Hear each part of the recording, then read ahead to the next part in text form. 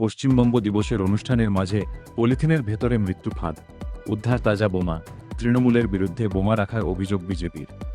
বোমা উদ্ধারকে কেন্দ্র করে উত্তেজনা ছড়িয়েছে উত্তর 24 পরগনার হাড়েয়া থানার শালিপুর গ্রামে। স্থানীয় সূত্রে জানা গিয়েছে, পশ্চিমবঙ্গ দিবস উপলক্ষে এলাকায় দলীয় পতাকা লাগানোর কাজ করছিলেন বিজেপি কর্মী সমর্থকরা।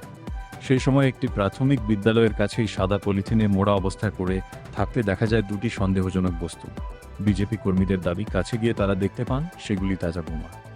ঘটনার খবর সঙ্গে সঙ্গে দেওয়া হয় হাড়োয়া থানায়। খবর পেয়ে দ্রুত ঘটনাস্থলে পৌঁছায় পুলিশ। নিরাপত্তার স্বার্থে গোটা এলাকা ঘিরে ফেলা হয় এবং বোমাগুলি উদ্ধার করে নিষ্ক্রিয় করার প্রক্রিয়া শুরু করা হয়। পশ্চিমবঙ্গ দিবসের অনুষ্ঠানের পাশেই স্কুল সংলগ্ন এলাকা থেকে বোমা উদ্ধারের ঘটনায় আতঙ্ক ছড়িয়েছে স্থানীয় বাসিন্দাদের মধ্যে। কে বা কারা ওই বোমা সেখানে রেখে গিয়েছিল তা খতিয়ে দেখতে তদন্ত শুরু করেছে পুলিশ। এদিকে ঘটনাকে কেন্দ্র করে শুরু হয়েছে রাজনৈতিক তরজা। বিজেপির অভিযোগ, তৃণমূল কংগ্রেসের লোকজনই ওই বোমা সেখানে রেখে গিয়েছিল, যদিও এই অভিযোগ অস্বীকার করেছে তৃণমূল। এই ঘটনা নিয়ে বিজেপি নেতা বিমল দাস এবং স্থানীয় বাসিন্দা তথা বিজেপি সমর্থক সৌরভ সরকার কি বলছেন, চলুন একসঙ্গে শুনে নেওয়া যাক। শালিপুর জুনিয়র হাই স্কুলের পাশেই আমাদের ভারতীয় জনতা পার্টির কর্মীরা এই পশ্চিমবঙ্গ দিবস পালন করছিল।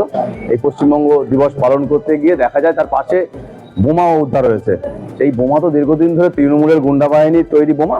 আজকে সেখানে তারা ফেলে রেখে গিয়েছে, বা দীর্ঘদিন ধরে তারা চেষ্টা করেছিল যে পশ্চিমবাংলা যে সন্ত্রাস চালাবে 4 তারিখের পরেও চালাবে বলে এগুলো তৈরি করে রেখেছিল।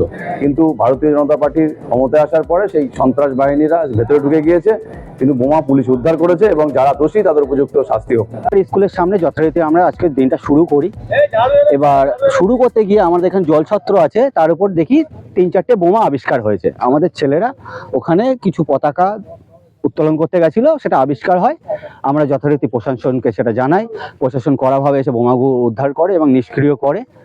আমরা যে শালিপুর অঞ্চলে যে ভয়াবহ যে পরিস্থিতি এতদিন তৈরি করে রেখেছে, তার এটা শুধুমাত্র একটা ঝলক, শুধুমাত্র একটা ঝলক। এইটা এখানে যদি আমাদের সরকার, বিজেপি সরকার যদি পশ্চিমবঙ্গে না আসতো, সিচুয়েশন পরিস্থিতি আরও খারাপ জায়গায় যেত এবং সাধারণ মানুষ এতে ভুক্তভোগী। এখানে মানুষ ভীত, সন্ত্রস্ত। এখানে প্রচুর অত্যাচার হয়েছে, বাড়ি ভাঙা, তৃণমূলের হামলা, আরও অনেক কিছু হয়েছে। এখানে শালিপুরি মানুষ দেখেনি এমন কিছু নেই। ভোটের পরে সন্ত্রাস সৃষ্টিটা বিগত 50 বছর ধরে আমরা দেখে এসছি, এটা নতুন কিছু আজকে না। 50 বছর ধরে এই ভয় ভীতির রাজত্ব আমরা দেখে এসছি। এখন সাধারণ মানুষ মন খুলে সামনে আসছে, বলছে নিজের মুখের কথা যে হ্যাঁ এইটা আমার প্রাপ্য, এইটা ভুল হচ্ছে, এটা অন্যায় হচ্ছে। এই যে আজকে বলার সুযোগটা পেয়েছে, এটা একমাত্র বিজেপি সরকার আসার ফলেই করতে পেরেছে। এই যে সন্ত্রাস, যে ভয়ের পরিস্থিতি যে তৈরি করতে, যে বাতাবরণ ওরা দিতে চাইছে, আমরা ভয় পাওয়ার পাত্র নই, দমাবার পাত্র নই। আমরা আইন আছে আমাদের পাশে, প্রশাসন আছে, আমরা প্রশাসনের দায়িত্ব হব। আমরা আইন হাতে তুলব না। সকল গ্রামবাসীকে অনুরোধ করব, আপনারা যদি কোনো বিশৃঙ্খল, কোনো অসভ্যতামি দেখেন, প্রশাসনের জানান। যদি প্রশাসন সাহায্য না করে, আমরা সঙ্গে গিয়ে প্রশাসনকে জানাবো। একসঙ্গে, এক সহযোগে সবাইকে নিয়ে আমরা কাজ করব।